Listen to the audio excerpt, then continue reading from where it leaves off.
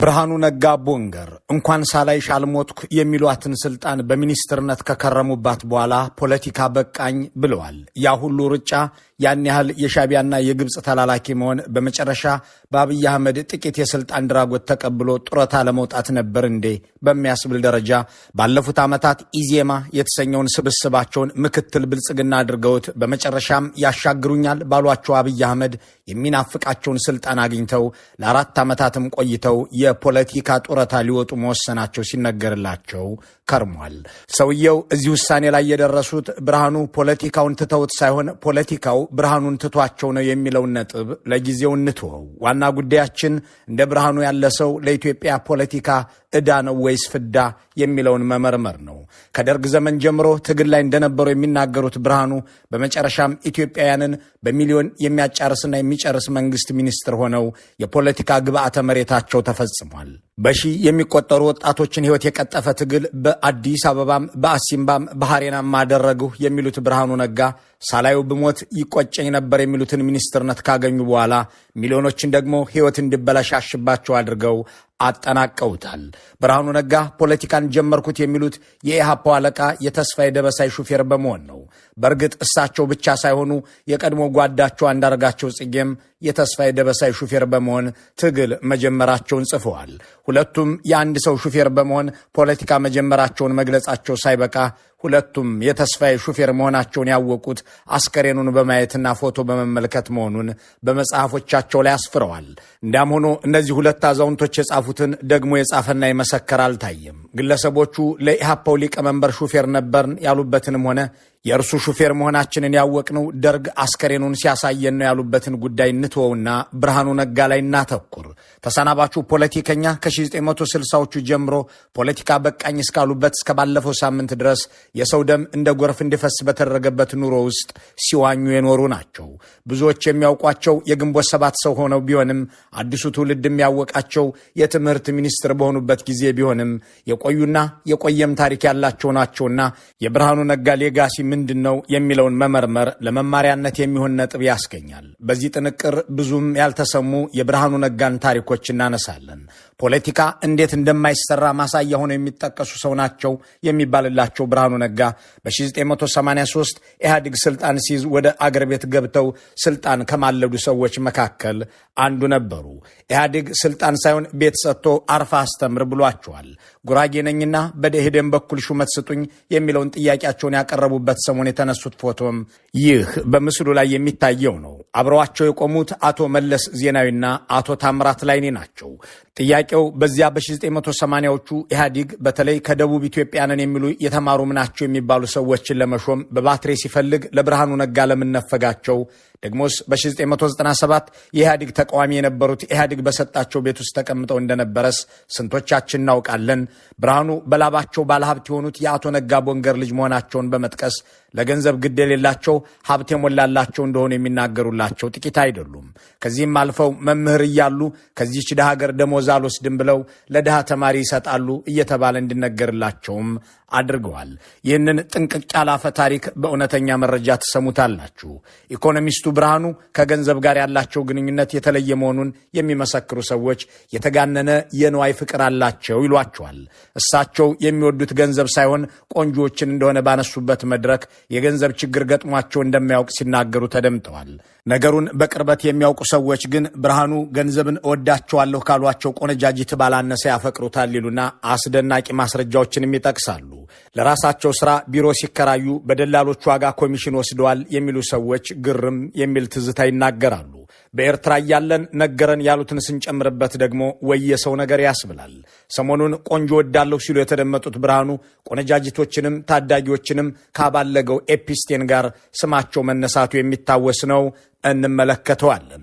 ኢህአዴግ ሆይ ማረኝ ይቅር በለኝ ብለው ፈርመው የተፈቱት ብርሃኑ የኢህአዴግ ባለስልጣናት ቤተኛ ነበሩ። ከታወቁ የኢህአዴግ ሰዎች አንዱን ቤትህ ደብቀኝ ብለው መጠየቃቸው በመጽሐፍ ጭምር ተጽፎላቸዋል። እዚህ ጋር አስተባብለውት የሚያውቁትን ተከታታይ ሰነድ በእማኝነት እናቀርበዋለን።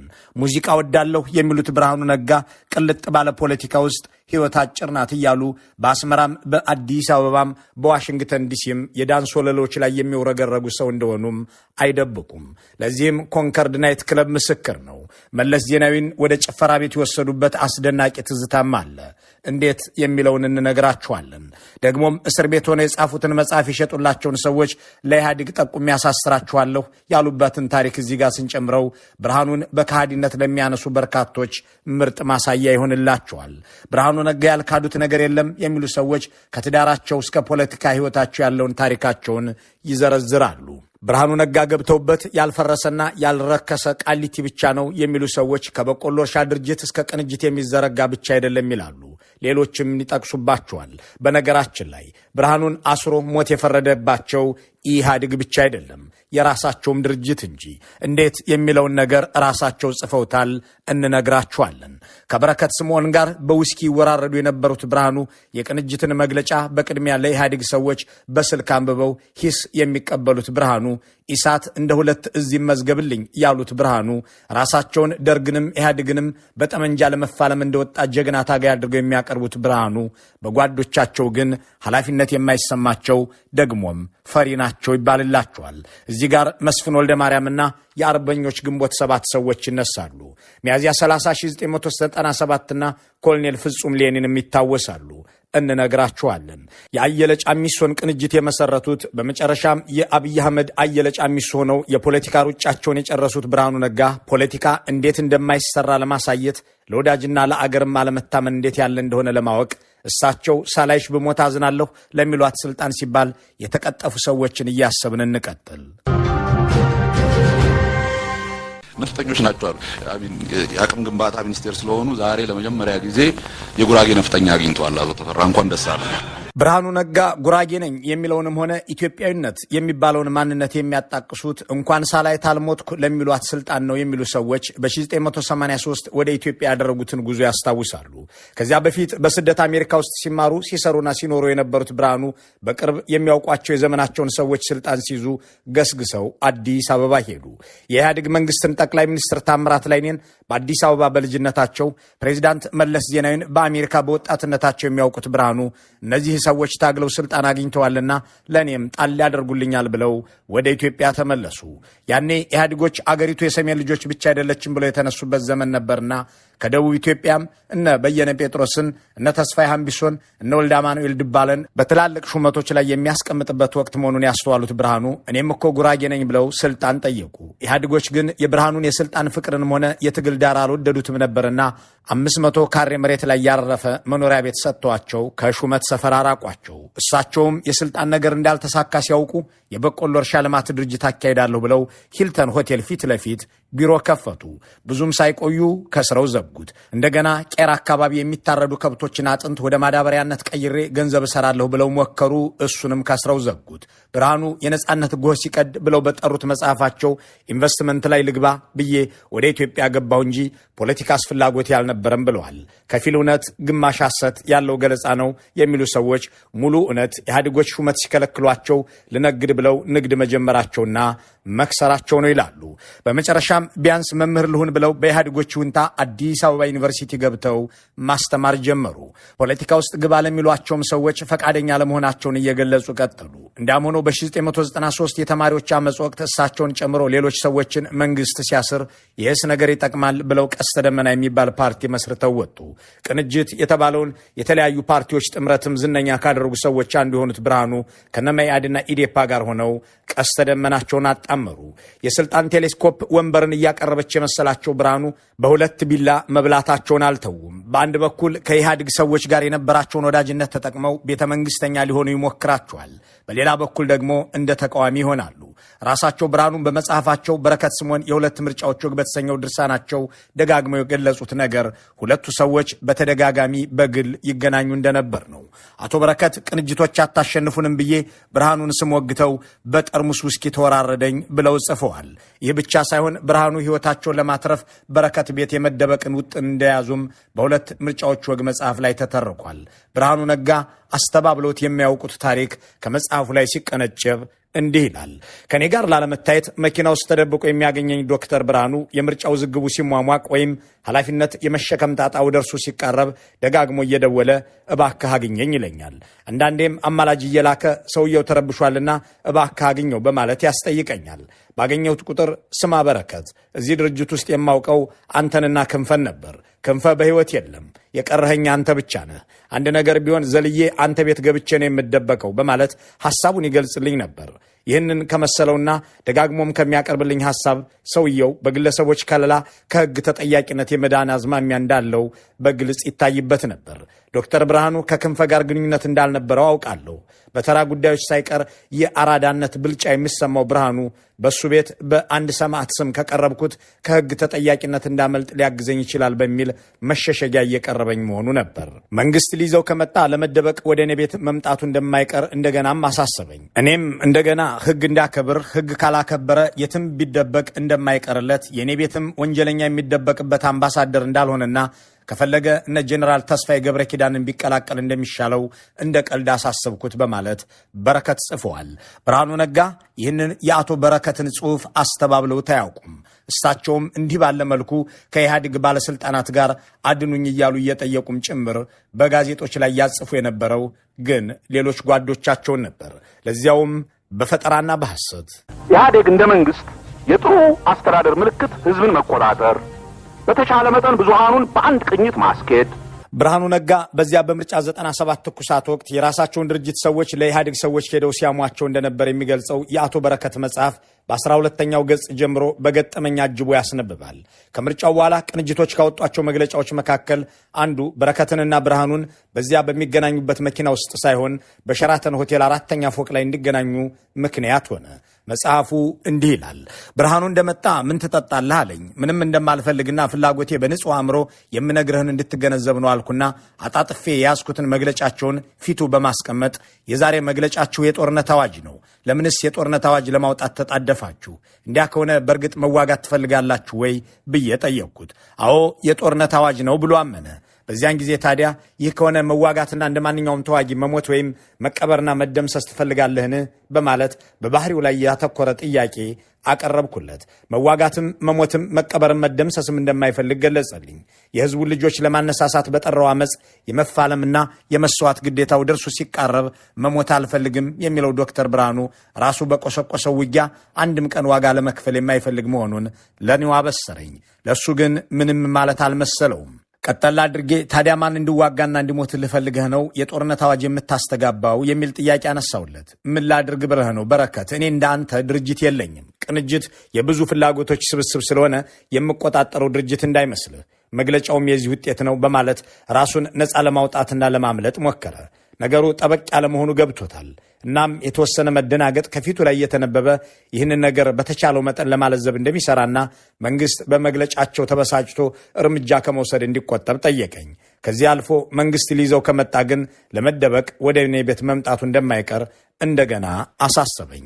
ብርሃኑ በቅንጅት ውስጥ ለዚያውም በአመራርነት ተሰልፎ እኔ እኮ እንደ አንተ ድርጅት የለኝም ያለኝን ሐሳብ እያሰላሰልኩ በልቤ ያሰላሁት ጴጥሮስ ዶሮ ሳይጮህ ክርስቶስን 3 ጊዜ የካደበትን የመጽሐፍ ቅዱስ ታሪክ ነው። ጉዳይን ዘለግ አድርጌ በማውጠንጠን ብርሃኑ ስንቱን ሰው ስንቴ ይክደው ይሆን? ድርጅቴ ብሎ የሚምል የሚገዘትበትን ቅንጅትንስ ስንቴ ከጀርባው የወጋው ይሆን ብዬ ማሰብ ጀመርኩ እያለ መጽሐፉ ይቀጥላል። ብርሃኑ ነጋ ይህንን አቶ በረከትን ያስቆጣቸውን መግለጫ ለማስተባበል እንደሚሰሩ ቃል ገብተው ወደ ድርጅታቸው ከተመለሱ በኋላ ማስተካከያን ያዘጋጃሉ። የተስተካከለውን መግለጫም ከቅንጅቶች ተደብቀው ለበረከት በስልክ ሲያነቡላቸው ያስነብባል። ከአቶ በረከት ጋር በተደጋጋሚ ይገናኙ እንደነበር በመጽሐፋቸው ላይ የጻፉት ብርሃኑ ነጋ አቶ በረከት ብዙ ጊዜ ይህንን የተጣጣፈ ድርጅት ይዘህ ኢህአዴግን አሸንፋለሁ ብለህ ታስባለህ እያለ በመገረም ይጠይቀኝ ነበር በማለት ቃል በቃል አስፍረዋል። እንዲህ ያሉት ፖለቲከኛ ግን በ1997 ባንጋጉት ጋዜጣና የፕሮፓጋንዳ ሰራዊት ቅንጅትን የካደ ሸራተን ገብቶ ያደረ እያሉ ያጽፉ የነበረው እነ ልደቱ አያሌውን እንደነበር ነባሩ ትውልድ ያስታውሳል። የራሳቸውን ድርጅት የማያምኑትና የሚክዱት ብርሃኑ በኋላ ላይ ትጥቅ ትግል አደርጋለሁ ብለው ወደ ኤርትራ በሄዱበት ወቅትም ይህንኑ ደግመውታል የሚል አንድ የአርበኞች ግንቦት 7 አባል የነበረ ሰው በ2007 አካባቢ ለ10 ቀናት ስብሰባ ድርጅታችን ወዳለበት ሐሬና መጣ፣ ግን ቀን ቀን ከኛ ጋር ውሎ ሄዶ የሚያድረው ማዶ ላይ በሚገኘው የሻቢያዎች ካምፕ ውስጥ ነበር። በፍጹም እኛን ጓዶቹን አያምነንም፣ ይልቁንም እነ ኮሎኔል ፍጹም ሌኒን ጋር ያድር ነበር በማለት ይናገራል። ብርሃኑ ጓዶቻቸውንና ጓደኞቻቸውን ሲክዱ ዛሬም ድረስ ነው። በቅርቡ አንድ የኢዜማ አመራር አባል መታሰሩን በመጥቀስ እንዴት ብልጽግና ያስርባችኋል ሲባሉ መንግስት የእኛን ሰው አላሰረም፣ አንድ ሰው ታስሯል፣ እሱ ከሚስቱ ጋር ተጣልቶ ነው በማለት የክህደት ሐረጋቸውን አስቀጥለውታል። ብርሃኑ ይክዳሉ፣ ይዋሻሉ፣ ያታልላሉ የሚሉ ሰዎች አብረዋቸው የሰሩና የኖሩ ሁሉ ናቸው። የራሳቸው አባላትም ሆኑ ተቃዋሚዎቻቸው የብርሃኑ ነጋን ማንነት የበለጠ የገለጸች የሚሏት ቀን ደግሞ ሚያዝያ 30 1997 እሁድ ነች። በዚያች ዕለት ቅንጅት አገር አንቀጥቅጥ የተባለ ሰልፍ በአዲስ አበባ ጠርቶ ነበር። ሚዲያውን ሁሉ ለወራት ተቆጣጥረውት የነበሩት ብርሃኑ በዚያ አገር አንቀጥቅጥ በተባለለት ሰልፍ ላይ አልተገኙም። በወቅቱ በሰልፉ ላይ ተገኝተው ንግግር እንዲያደርጉ በድርጅታቸው የተመደቡት ብርሃኑ እምጥ ይግቡ ስምጥ ሰልፉ ላይ ጠፉ። መስፍን ወልደ ማርያም አገቱኒ ላይ ብርሃኑ ፈርቶ ቀረ ብለው አልፈውታል። ልደቱ አያሌው በቲያትር ፖለቲካ መጽሐፋቸው ዶክተር ብርሃኑ በዚያ ታሪካዊ ስብሰባ ለምን ሳይገኙ ቀሩ የሚለው ጥያቄ ለእኔም እስካሁን እንቆቅልሽ ነው። ከሰውየው ብልጣብልጥነት አንጻር ግን እርግጠኛ መሆን ባልችልም ዶክተር ብርሃኑ በዚያ ስብሰባ ላይ ሳይገኙ የቀሩት ብጥብጥ ሊፈጠር ይችላል የሚል ስጋት ስላልነበረባቸውና ራሳቸውን ከአደጋ ለመጠበቅ በማሰብ እንደሆነ እገምታለሁ ብለው ጽፈዋል። በረከት ስምዖን ደግሞ ዘርዘር አድርገው ያብራሩታል። እንዲህ ይላሉ። በዚያ አንድም ሰው አልቀረበትም በተባለለት ሰልፍ ላይ አንድ ሰው አልተገኙም። አዎ ብርሃኑ ነጋ አልተገኘም። ወደ እርሱ ለሄዱ እንግዶች ሁሉ ኑ አገር ምድሩን ያንቀጠቀጠ ሰልፋችንን ላሳያችሁ ብሎ ለመመጻደቅ በትልቁ የታጠበውን የሰልፈኞቹን ፎቶ በቢሮውና በቤቱ ግድግዳ ላይ ያስለጠፈው ዶክተር ብርሃኑን ብቻ በዚያ ድብልቅልቅ ያለ ሰልፍ ላይ አልተገኘም። የዶክተር ብርሃኑን በሰልፉ ላይ አለመገኘት ያወቅኩት በሰልፉ ቀን አልነበረም። ያኔ ከአዲስ አበባ ከተማ አንድም ሰው የቀረ በማይመስልበት ሁኔታ በተካሄደው ድብልቅልቅ ያለ ግዙፍ ሰልፍ ዶክተር ብርሃኑ አይኖርም ብዬ ልገምት አልችልም ነበር። ጉዳዩ የተገለጠልኝ ከ4 ዓመታት በኋላ የፓርቲዎች የሥነ ምግባር ደንብ የተፈራረሙ ፓርቲዎች የእራት ግብዣ ላይ ከኢንጂነር ኃይሉ ሻውል ጋር ቁጭ ብለን ስናወራ ነው። ኢንጂነር ኃይሉ በግንኙነታችን አጋጣሚ ሲከነክናቸው የነበረውን ጉዳይ ለማጣራት አቶ በረከት አንድ ነገር ብጠይቅህ ቅር አትሰኝ ይሆን በማለት ጀምረው ያኔ ሚያዝያ 30 ቀን ባካሄድነው ሰልፍ ላይ ዶክተር ብርሃኑ እንዳይገኝ ሹክ ያላችሁት ነገር ነበረ ወይ ብለው ጠየቁኝ። ኢንጂነር ኃይሉ ዶክተር ብርሃኑ የኢህአዴግ ሰው ነው ብለው አምነው እንደጠየቁኝ ገብቶኛል።